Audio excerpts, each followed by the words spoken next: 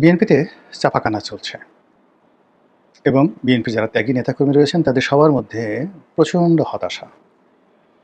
কারো মুখে হাসি নেই, কণ্ঠে শব্দ নেই। তারা ফিসফিস করে একে অপরের সঙ্গে আলাপ আলোচনা করছে আর আপনজনদেরকে ডেকে ডেকে বলাবলি করার চেষ্টা করছে, কি হলো, 17 বছর এত পরিশ্রম করলাম, 30 বছর, 40 বছর, 50 বছর রাজনীতি করলাম, বিনিময়ে কি পেলাম? এ কি নিয়তি?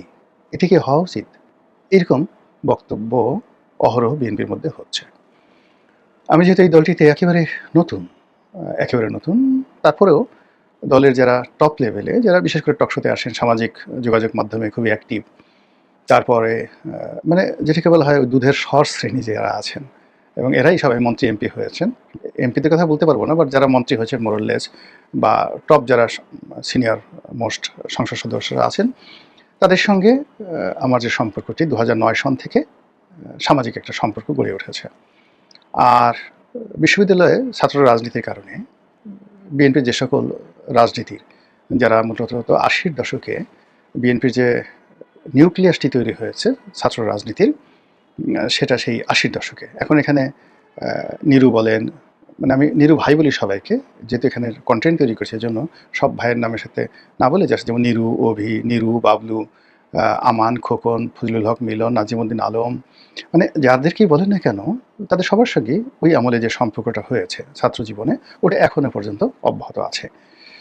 তারপর বিএনপির যে ব্যবসায়ী গ্রুপ যারা আছেন, টপ ব্যবসায়ী গ্রুপ, বিভিন্ন সময়টাতে যারা ক্ষমতায় থাকাকালীন সময়েও তারা লাভবান হয়েছেন বা ক্ষতিগ্রস্ত হয়েছেন, ক্ষমতার আগেও ক্ষতিগ্রস্ত হয়েছেন, বিএনপিপন্থী যারা সাংবাদিক আছেন, কবি আছেন, সাহিত্যিক আছেন, মোটামুটি সেই 80-র দশক থেকে আজ অবধি যে বিভিন্ন স্তরে বিএনপি সবার সঙ্গে সম্পর্ক ছিল এবং এখনও আছে।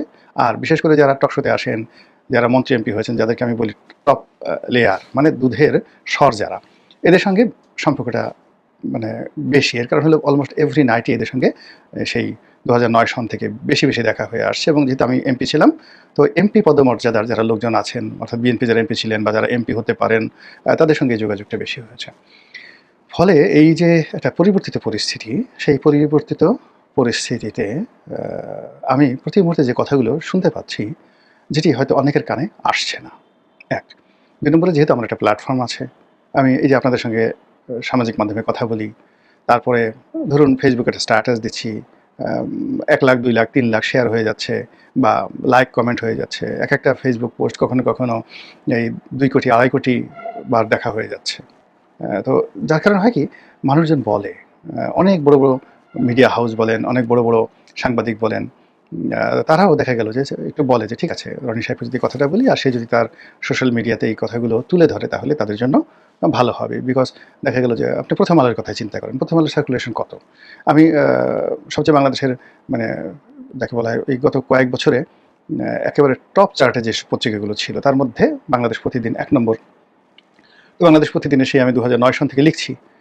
তারপরে এখন কালের কণ্ঠে লিখছি, প্রতি বুধবারে লিখছি। কালের কণ্ঠ এখন সার্কুলেশনের দিক থেকে বাংলাদেশ প্রতিদিনের পরে প্রথম আলোর পরে যে মানে পত্রিকাগুলো আছে, এগুলো মোটামুটি একই আছে, যেমন যুগান্তর, কালের কণ্ঠ, সমকাল, তাদের 5,000 10,000 ডিফারেন্স। তো সেই কিন্তু ইনফ্লুয়েন্সের দিক থেকে কালের কণ্ঠর ইনফ্লুয়েন্স বেশি।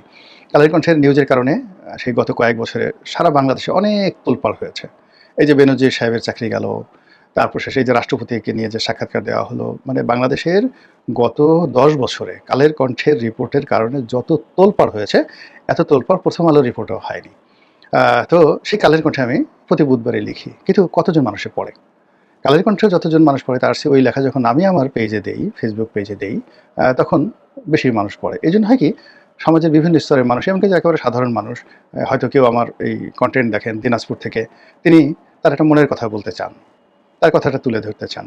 তো একইভাবে বিএনপির লোক, আওয়ামী লীগের লোক, জামাতের লোক, সবাই বলেন। বলার ফলে কি হয়, আমার মধ্যে একটা প্রতিক্রিয়া তৈরি হয় বিভিন্ন অ্যাঙ্গেল থেকে। যখন মানুষের দুঃখের কথাগুলো মানে শুনি, এখানে আরেকটা ব্যাপার উল্লেখযোগ্য হলো, মানুষ কিন্তু আপনার সুখের কথা বলবে না।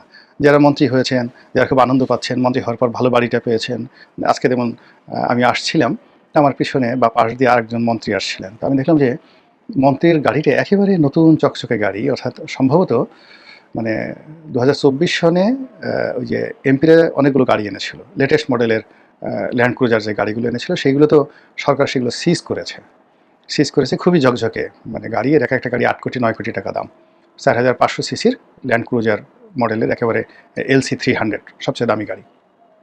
তো তারেক রহমান সাহেব যেটাতে চড়ছেন ওটা হলো প্রাডোর, কিন্তু প্রাডোর যে আপগ্রেডের যে গাড়ি এমপি এনেছিলেন মানে কোথায়, কিন্তু এগুলো তারা ছাড়াতে পারেননি।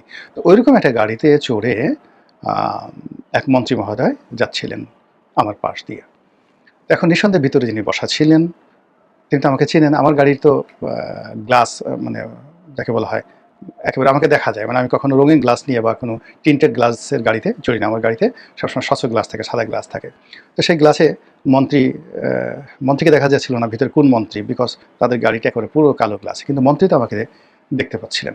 কিন্তু যদি এখন এখানে বিএনপির যে কজনই মন্ত্রী থাকেন না কেন, মোরালের সবার সাথে আমাদের এমন সম্পর্ক, যদি এই যে লোক গাড়িতে করে গেলেন সে যদি অন্য সময় যায় তো অনেক দূর থেকে সে তার গ্লাস নামাতেন, তারপর জোরে একটা ডাক দিতেন, রনি ভাই আসসালামু আলাইকুম, কেমন আছেন। এখানে একটা কথা বলি, এই মন্ত্রী পরিষদে হাতে গোনা 2-1 যেমন টুকু ভাই আছেন, তুমি করে বলেন, আমাকে অনেক আগের থেকে ছাত্রলীগ করতেন, বঙ্গবন্ধু পরিবারের সদস্য সেই সুবাদে। আর মোরালেস কিন্তু সবার সাথে আমার সম্পর্ক কিন্তু আপনি সবাই মানে যত সিনিয়র হন না কেন, ইভেন মঈন খান সাহেবের মতো মানুষও কিন্তু আপনি করে কথা বলেন, আব্দুল আল মিন্টু সাহেবের মতো মানুষ রনি ভাই করে কথা বলেন। তো ওই জন্যই বললাম যে অন্য সময় হলে গ্লাসটা নামানো হতো, তারপরে শেষে ইভেন টুকু ভাই বিদ্যুৎ মন্ত্রী যিনি হয়েছেন তিনিও যদি দেখতেন গাড়ি নামে বলতেন, রনি কেমন আছো, ভাই কোথায় আছো, কেমন আছো, বা রনি ভাই কেমন আছেন, এই কথাগুলো তারা বলতেন। কিন্তু আজকে যেটা দেখলাম সেটা হলো মন্ত্রী মহোদয়ের গ্লাস নামলো না, আমি ওর ভয়ে কোন মন্ত্রী সেদিকে তাকানোর চেষ্টা করলাম না, আমিও স্বাভাবিকভাবে আমার গাড়িতে করে আমি সেই মন্ত্রীপাড়ার ভিতর দিয়ে আসছিলাম। তো এইরকম যে ঘটনা, সেই ঘটনাগুলো কিন্তু ঘটছে।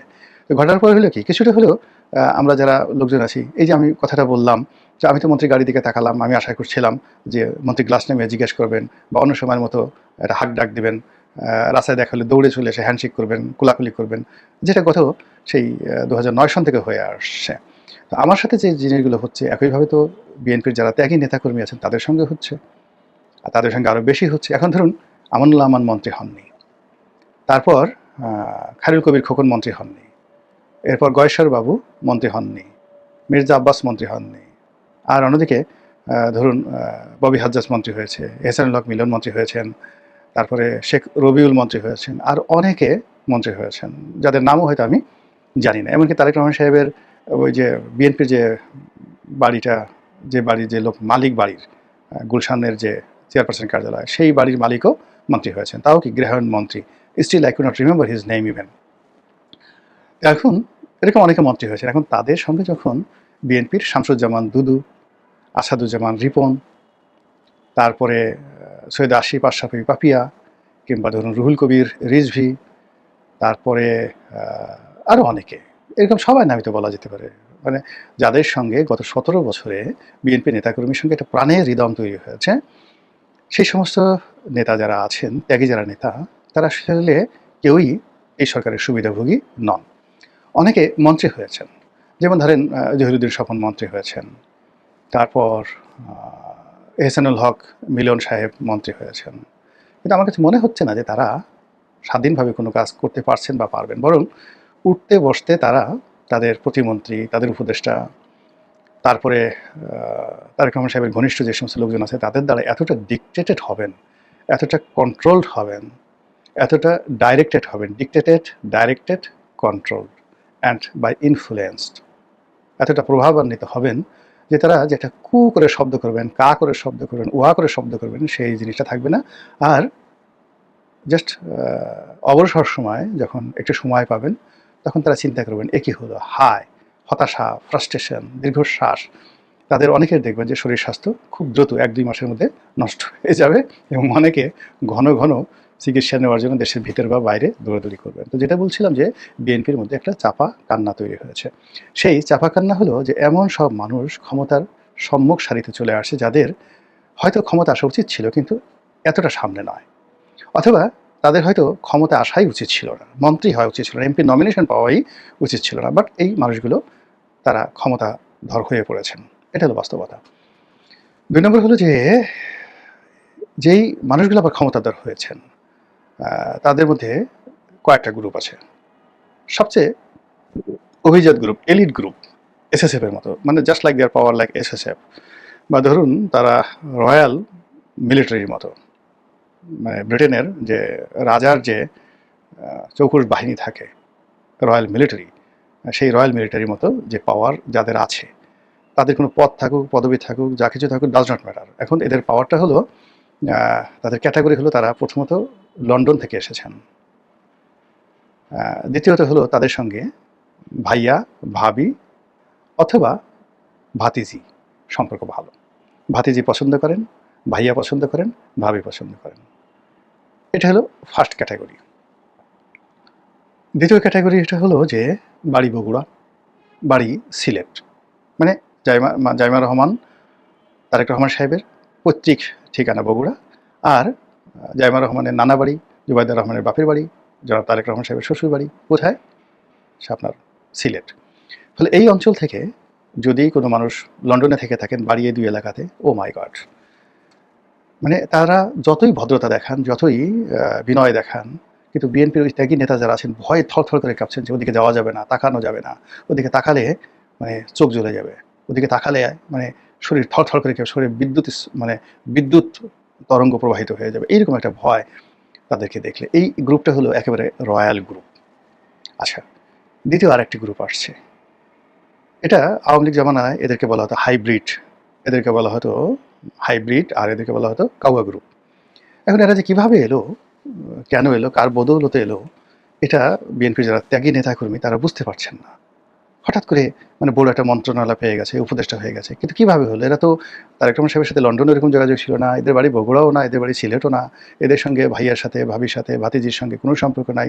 এমনকি এদের সঙ্গে আরাফাত রহমান কোকো সাহেবের যে স্ত্রী, তারও কোনো যাকে বলা হয় পরিচয় নেই।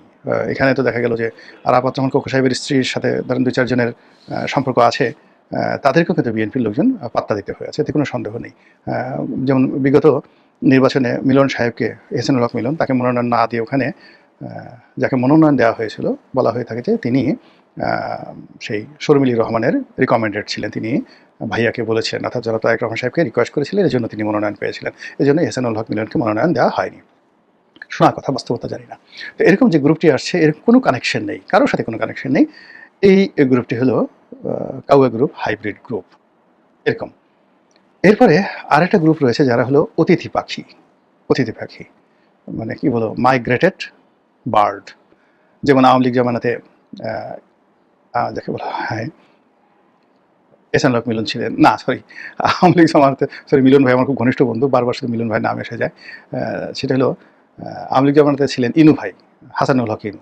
এহসানুল হক মিলন আর এহসানুল হক হাসানুল হক নামে, যেহেতু আমি স্ক্রিপ্ট ছাড়া কথাগুলো বলছি রেডিমেড, তো এহসানুল হক মিলনের পরিবর্তে হাসানুল হক ইনুর নাম চলে আসে, বা ইনুর পরিবর্তে মেননের নাম চলে আসে। তো এখন আওয়ামী লীগ জামানাতে ইনু ভাই ছিলেন, মেনন ভাই ছিলেন, তারপরে শেষে ওই যে আর একজন ছিলেন, আরও বেশ কয়েকজন ছিলেন। তো এদের খুব দাপট ছিল, বিভিন্ন রকম দাপট ছিল। তো এই জন্য এদেরকে দেখে সবাই বলতো সূর্যের চাইতে বালির তাপ বেশি। এই জমানাতে একই অবস্থা হয়েছে। হঠাৎ করে কিছু মাইগ্রেটেড বার্ড চলে আসছে। কেউ হয়তো অন্য দল থেকে আসছে, কেউ নিজের দল নিয়ে, দলবল নিয়ে আসছে, কেউ জোট সঙ্গী হিসেবে আসছে। তারা ক্ষমতা দেখাচ্ছে না, তারা ভালো মানুষ, দলের জন্য মানে এই জোটের জন্য অনেক কিছু করছে, কিন্তু বিএনপির যারা ত্যাগী নেতাকর্মী তাদেরকে তো মন মানছে না।